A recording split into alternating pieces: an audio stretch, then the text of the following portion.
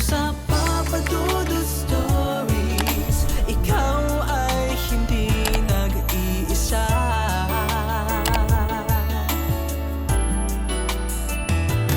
Dito sa Papa Dudut Stories, may nagmamahal sa'yo. Papa Dudut Stories, Papa Dudut Papa Dudut. Sa lahat po ng mga nakatutok ngayon, huwag pong kalimutan mag-like, mag-share at mag-subscribe. Maraming salamat po sa inyong lahat.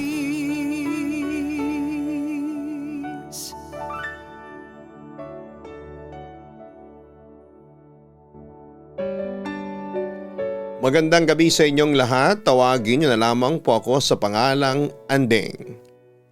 May mga anak at asawa at nakatira ngayon sa Sasmuan sa Pampanga. Naging subscriber mo ako sa YouTube nang i-share sa akin ng anak kong binatilyo ang link papunta sa iyong channel. At simula noon ay marami na akong napakinggang mga kwento.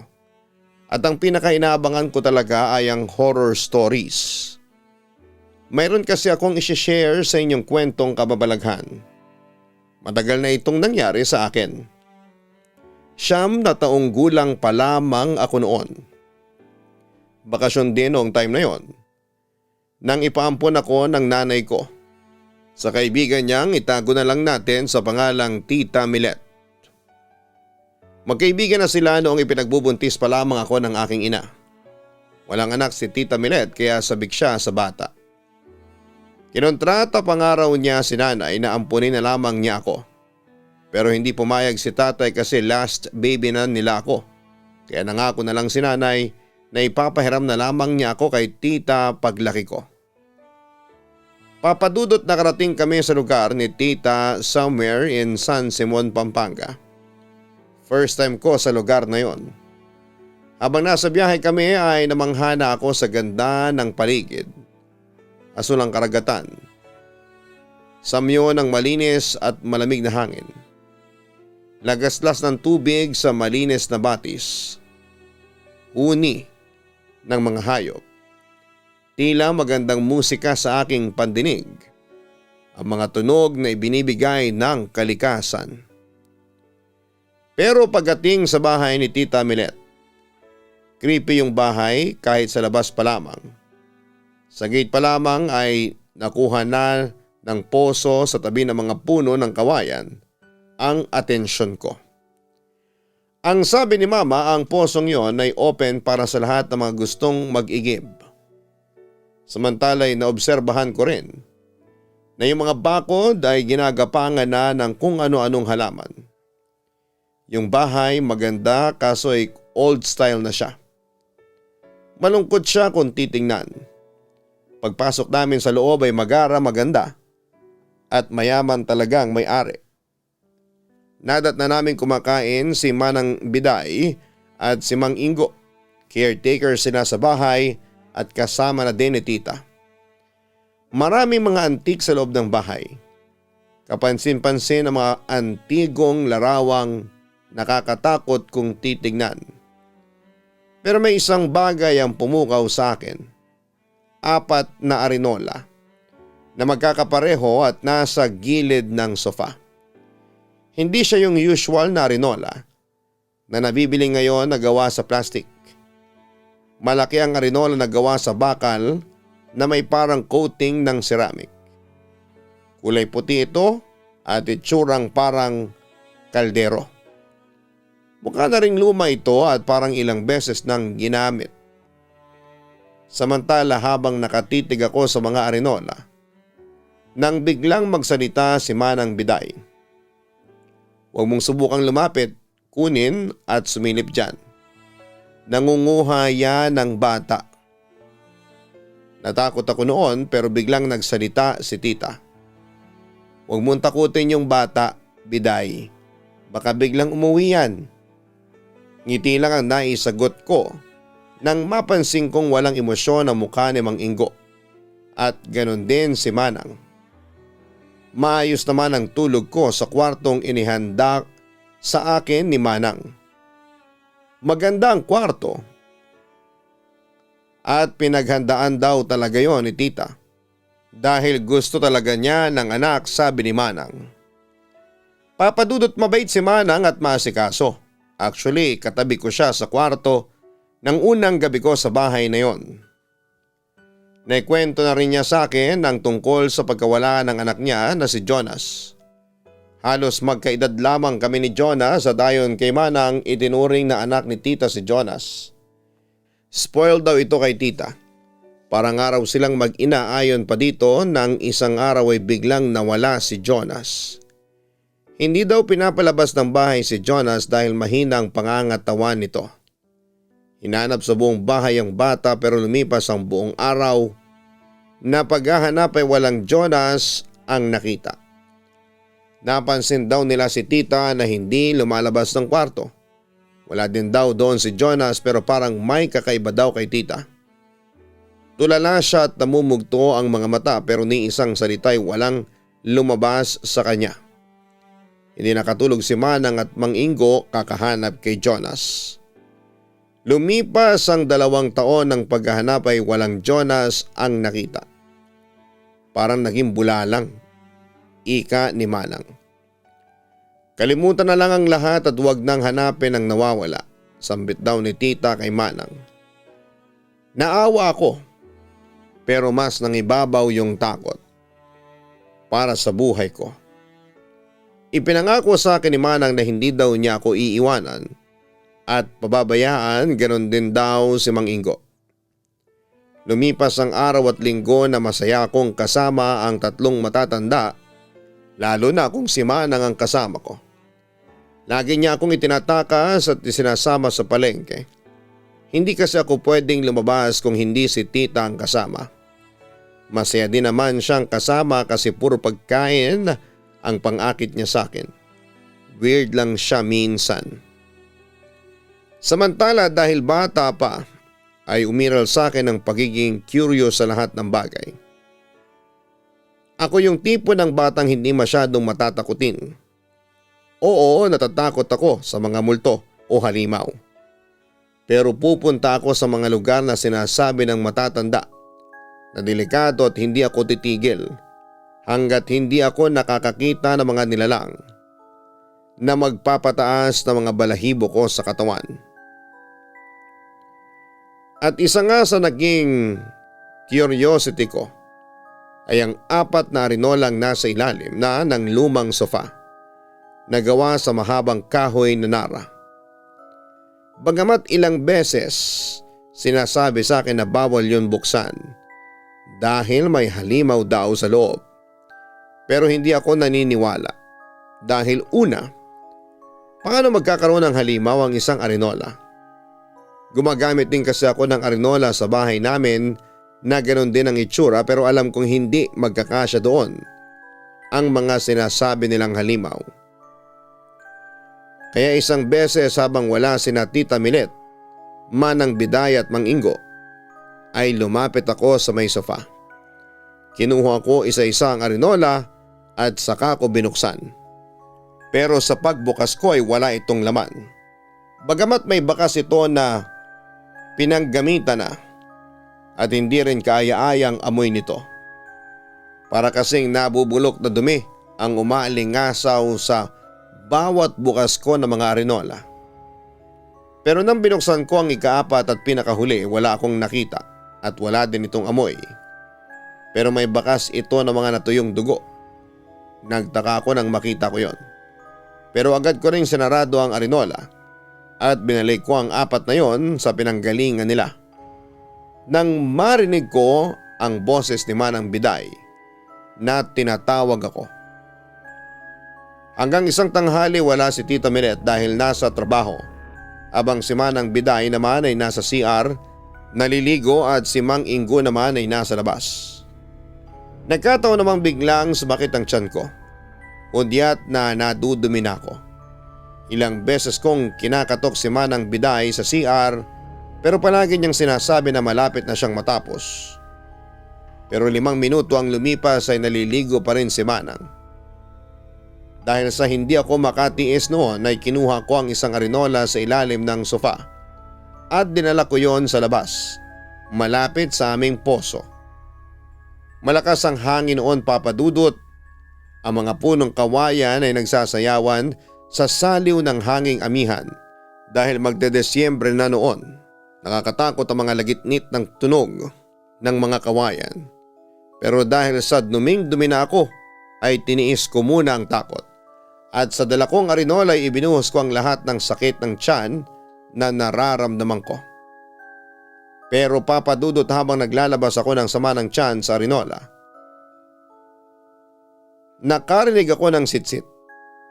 Una, hindi ko pinansin. Pero may sumitsit na naman.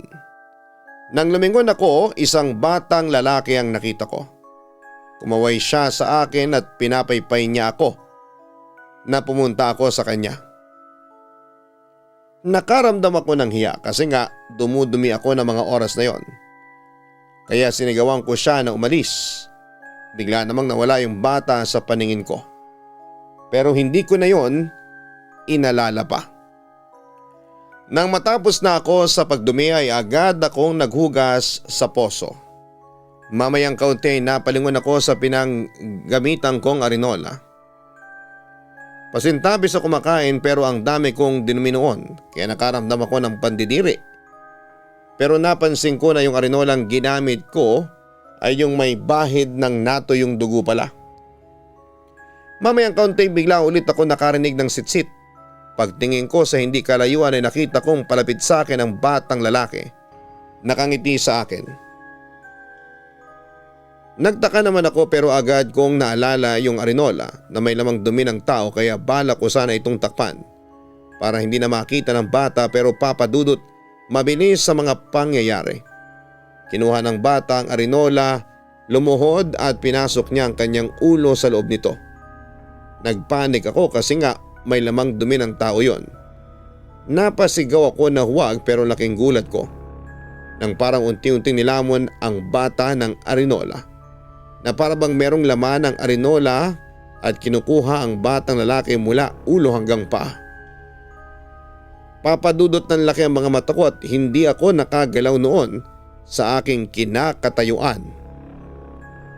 At nang tuluyan ng malamon ang bata ng arinolang yon, saka bumalik ang aking huwisyo. Agad kong kinuha ang arinola pero wala na itong laman. Oo, may kaunting bahid pa ng dumi ng tao pero nawala ang karamihan sa laman nito kanina. Pero ang pinagtataka ko, ano yung nakita ko? Pumasok ba yung bata sa loob ng arinola? May lagusan ba ang arinolang yon papunta sa kabilang dimensyon? O yung batang nakita ko ay isang multo? Baka naman namamalik mata lamang ako. Napa-sign of the cross ako at naiyak ako noon sa takot. Anding! Tapos na ako mag-CR, nasan ka na? Narinig kong boses ni Manang Biday. Tinatawag ako. Dali-dali ko namang kinuha ang arinola at nilinis ang natitirang latak ng dumi doon sa poso. Pagkatapos ay nagmamadali akong pumasok sa loob. Nakasalubong ko naman si Manang Biday na nanlalaki ang mga mata. Bakit nasa iyo yung arinola, Anding? Anong ginawa mo dyan? Nagpapanik na wika ni Manang Biday sa akin. Nadudumi na po kasi ako kaya kinuha ko po ito at dito ako dumumi. Pero malinis na po. Kinakabahang wika ko sa kanya. Agad namang kinuha ni Manang Biday ang hawak kong arinola at nilagay ito sa dati nitong kinakalagyan. Kung nadudumi ka, mas mabuting sa damuhan ka na lang dumumi kesa gamitin to. Hindi ito ihian o taihan. Tila galit na wika ni Manang sa akin. Tumango lamang ako noon bilang sagot sa kanya at dali-dali akong pumunta noon sa kwarto para magpahinga. Pero hindi ko magawang matulog sa hapon na yon dahil pumapasok pa rin sa isipan ko kung paanong nilunok ng arinolang yon ang batang lalaki na nakita ko. Pailing-iling lang ang nagawa ko noon. Gusto kong kalimutan ang lahat kasi kahit na ikuwento ko sa mga kasama ko sa bahay ang nasaksihan ko, paniguradong hindi rin sila maniniwala sa akin.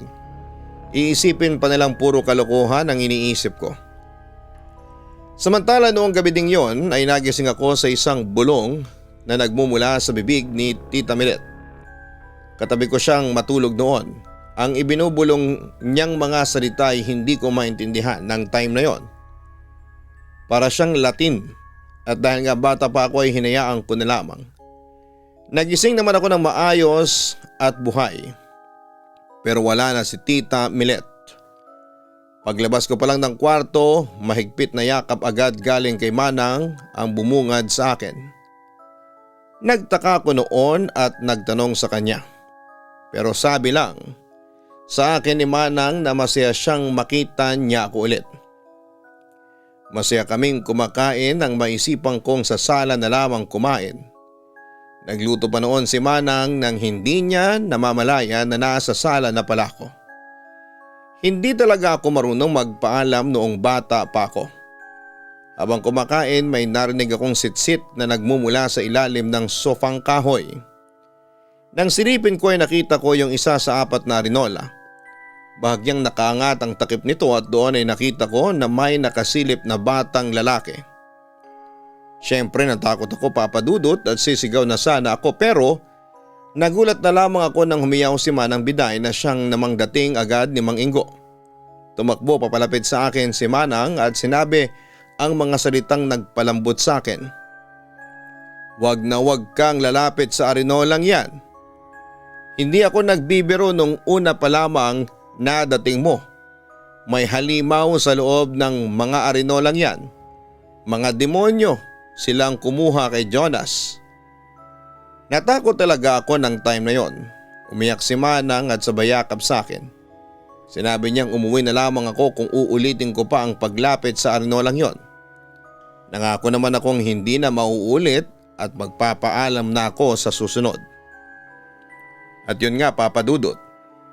Simula noon ay hindi na ako lumapit doon sa sala kasi iniiwasan ko na yung 4 na arinola na nasa ilalim ng sofang nara.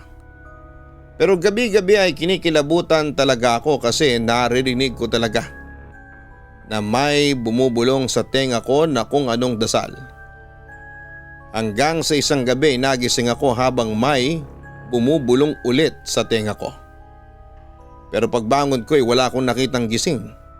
Tulog na tulog noon ang nag-iisa kong kasama sa kwarto na si Tita Milet. Hanggang sa nakaramdam ako na naiihi ako. Dali-dali akong buwaba noon para mag-CR pero pagdating ko, nagtaka ko dahil nakalak ito. Hindi naman ito dati nakalak, ihing-ihi na ako noon at anumang minuto ay sasabog na ang pantog ko. Hanggang sa napalingon ako sa sala, madilim at walang ilaw pero dahil sa malinaw ang aking mata ay nakita kong nasa gitna ng sala yung isang arinola. Nagtaka ako papadudot kung sino ang nagtanggal noon sa kinakalagyan nito. Pero dahil nga sa ingihina ako ay tumakbo ako papuntang sala kahit pa madilim at hindi ko nabubuksan ang ilaw. At doon ay nagpasya kong doon na lamang umihi. Mabilis naman akong nakaraos papadudot pero noong patapos na ako ay nakaramdam na lamang ako na tila may sumusundot na daliri sa isa sa pisngi ng aking likuran. Dahil dito ay nagpanik ako at pagtayo ko ay halos manginig ang buong katawan ko nang makakita ko ng pugot na ulo ng batang lalaki. Tatakbo na sana ako papalayo sa arinolang yon pero nadapa ako at sumubsob sa sahig. Pero papadudot bago ako makatayo ulit ay nakarinig ako ng sitsit na nagmumula doon sa arinola. Pagtingin ko papadudot nagimbal ako sa aking nakita. Isang ulo ng halimaw ang lumitaw mula sa loob ng arinola at nakatingin ito sa akin. Namula ang kanyang mga mata at matatalim ang kanyang mga ngipin. Naalala ko tuloy yung sinabi sa akin ni Manang Biday na yung anak niyang si Jonas ay kinuha ng halimaw sa arinola. Hanggang sa isang realization ang pumasok noon sa aking isipan. Yung batang lalaki na nakikita ko na unti-unting nilunok ng arinola. Ang pugot na ulo ng batang lalaki hindi kaya si Jonas ito. Pero kung alam na ni Manang Biday na pinatay ang anak niya ng halimaw sa arinola ay bakit hinayaan lamang niya ito? Ano kaya ang balak ni na Tita Milet, Manang Biday at Mang Ingo sa akin? Sa kabilang banda nanatili lamang ako nakatingin noon sa demonyong nasa loob ng arinola. Maya-maya ay pumasok na ulit ito sa loob ng arinola at naglaho. At kasabay ng pagkawala nito ay siyang dating ni Manang Biday para saklolohan ako. Anong nangyari sa iyo, Andeng? Bakit nandito sa gitna ang arinola? Nag-aalalang wika ni Manang Biday sa akin. Nakita ko po yung halimaw sa loob ng arinola. Nanginginig at naiiyak kong sagot sa kanya. Dali-dali namang lumapit si Manang Biday sa bukas na arinola, kinuha ang takip nito at tinakpan yon at nilagay sa dati nitong kinakalagyan sa ilalim ng sofang kahoy. Ano po bang nangyari kay Jonas? Tanong ko sa kanya. Kinain po ba siya nung halimaw sa arinola? Dagdag ko pa. Tumingin sa akin si Manang Biday, malungkot at parang maiiyak. Bukas na bukas, patatakasin kita rito. Huwag ka lang maingay kay Milet, basta huwag mo nang kunin ang mga gamit mo kasi makakahalata siya. At huwag kang pumunta sa mama mo kasi babalik ka niya lang dito. Tumango lamang ako noon, pagkatapos ay pinabalik niya ako sa aking kwarto. Kinabukasan ay tahimik lamang akong bumangon at pagbaba ko ay nakahanda ng almusal at si Tita Milet ang naghanda noon. Habang kumakain kami ay hindi ako nagpahalata na kinakabahan ako. Nakangiti lamang ako at kapag tinatanong ako ni Tita Milet ay masaya akong sumasagot. At nang pumasok na si Tita Milet sa trabaho ay saka ako pinatakas ni Manang Biday.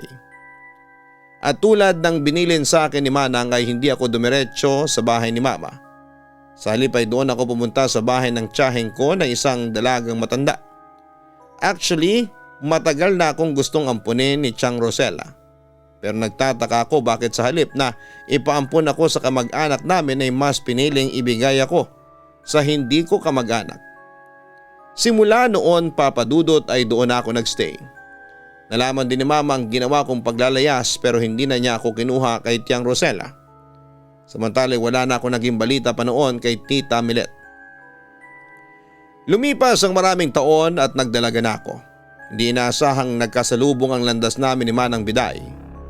Kinumusta ko siya. Hindi na siya nakatira kay Tita Milet dahil pinalaya siya nito. Nang tumakas ako at yun din ang naging pagkakataon para aminin ni Manang Biday sa akin ang katotohanan. Isang occultist si Tita Milet. Sa kagustuhang yumaman ay pinag-aralan niya ang dark magic at mga spells na nakakapagpayaman ng tao hanggang sa dumating ang araw na isinagawa niyang isang ritual na babago sa kanyang buhay. Every 5 years ay kailangang maialay si Tita Milet na isang bata para magpatuloy ang dark magic and spells sa kanya. Ang kauna-unahang inalay noon ay si Jonas, ang anak ni Manang Biday. Matagal nang nagtatrabaho si Manang Biday kay Tita Milet at noong mga panahong yon ay naging biktima siya ng rape at si Jonas ang bunga noon. Hindi minahal ni Manang Biday si Jonas kaya pinaubaya niya sa kanyang amo ang pag-aalaga sa bata. Pero isang araw ay nagulat na lamang siya nang bigla siyang bigyan ng day off ni Tita Milet. Bagamat nag-alinlangan si Manang Biday ay pumayag siya. Umalis siya ng umaga habang iniwan niya si Jonas sa kanyang amo. Pero kinagabihan ay naisipan niyang bumalik at nadatnan niyang nag-ritual si Tita Milet kasama si Mang Ingo. Sa gitna ng ginuhit na pentagram o bituin, naroon ang 4 na arinola.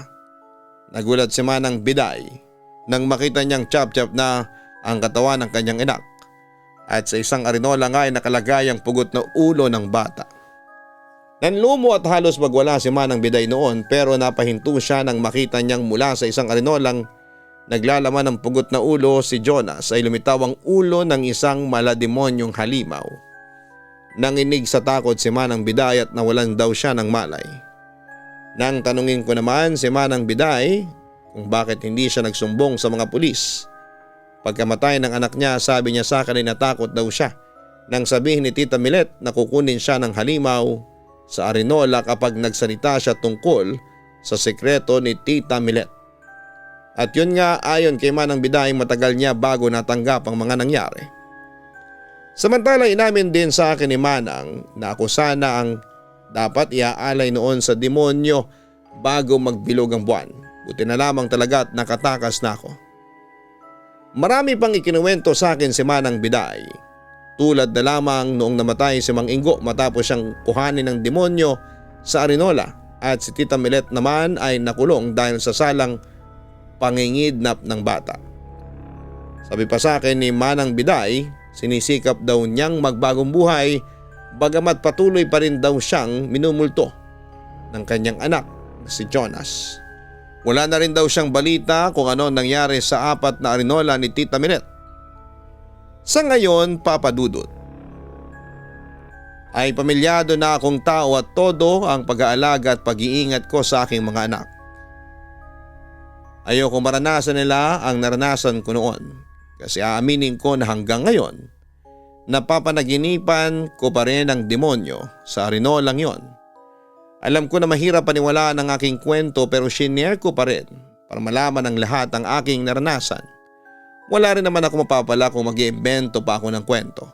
Hindi naman ako writer, isa lamang akong ordinaryong may bahay dito sa Sasmuan. Hindi ko kayo pipiliting maniwala at dalangin ko na huwag niyo sanang maranasan ang naranasan kong nakakatakot. Maaari kang mawala sa katinuan. Hanggang dito na lamang ang liham ko at maraming salamat at magandang gabi sa inyong lahat.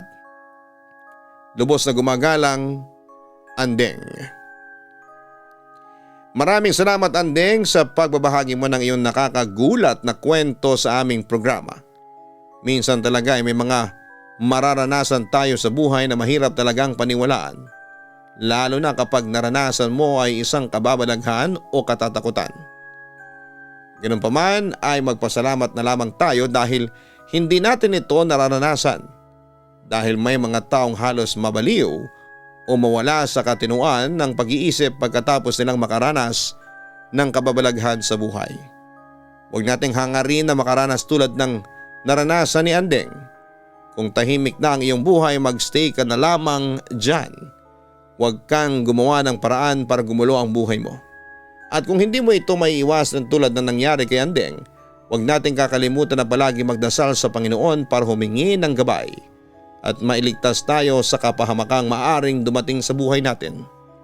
Mag-subscribe sa Kaistorya Horror para sa mga daily uploads ng mga horror stories. Hanapin ang Gian Giano Vlogs para sa aming weekly family vlogs.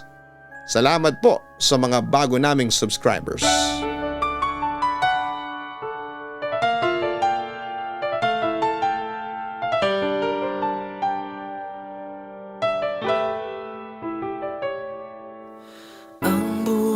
Ay mahiwaga, laging may lungkot at saya. Sa Papa Dudut Stories, laging may karamay ka.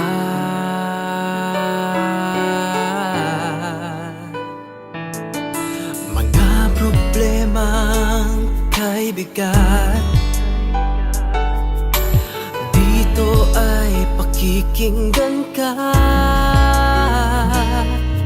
Sa Papa Dudut Stories, kami ay iyong kasama. Dito sa Papa Dudut Stories, ikaw ay hindi nag-iisa.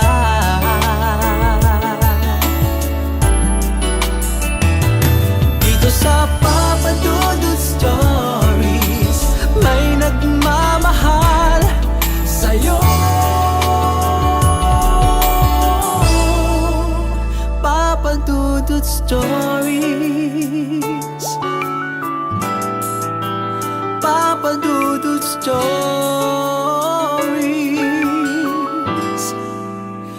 Papa Dudut Stories.